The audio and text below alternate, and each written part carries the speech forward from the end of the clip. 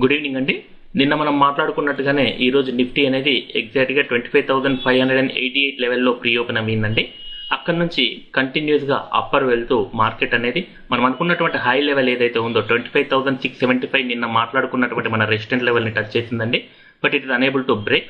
అక్కడ నుంచి కంటిన్యూగా రివర్సల్ వచ్చిందండి. మళ్ళీ మన రీటెస్ట్ లెవెల్ అయినటువంటి 25,626 దగ్గర వచ్చేసి మార్కెట్ చాలాసేపు కన్సల్టేషన్ మోడ్లోకి వెళ్ళిపోయిందండి. అక్కడ నుంచి ఎగ్జాక్ట్గా 10:04కి మార్కెట్ అనేది బేరిష్ మూమెంట్లోకి టర్న్ అయిపోయిందండి. కంటిన్యూస్గా ఫాల్ అవుతూ మన L1 లెవెల్ని కూడా బ్రేక్ చేసేసిందండి.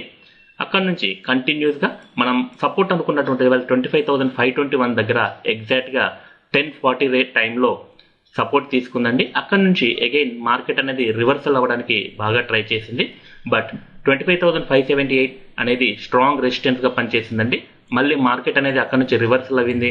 మళ్ళీ కంప్లీట్గా మార్కెట్ చూసుకుంటే 25,521 నుంచి 578లో చాలా కన్సల్టేషన్ అయిందండి. అంతా కూడా సైడ్ ల్యాప్లోనే ఉంది. ఈ టైంలో అంటే మార్నింగ్ 9:45 నుంచి 10:45 అరౌండ్ 12:50 వరకు కూడా మార్కెట్ అనేది ఈ రేంజ్లోనే నడిచింది. ఆ తర్వాత మార్కెట్ అనేది బుల్లిష్కి ట్రై చేసిందండి. బట్ అగైన్ మన రీటెస్ట్ లెవెల్లో బ్రేక్ అయిపోయిందండి. అగైన్ మార్కెట్ అనేది రివర్సల్ అవ్వింది. సో రిమైనింగ్ అంతా కూడా మార్కెట్ మన S1 జోన్ని స్ట్రాంగ్ సపోర్ట్గా పనిచేసిందండి.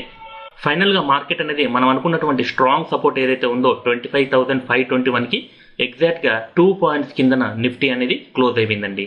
ఇంకొక హాఫ్ అన్ అవర్లో రేపటి అనాలిసిస్ వీడియో అనేది మళ్ళీ వస్తుందండి. కలుసుకుందాం మళ్ళీ. Thank you.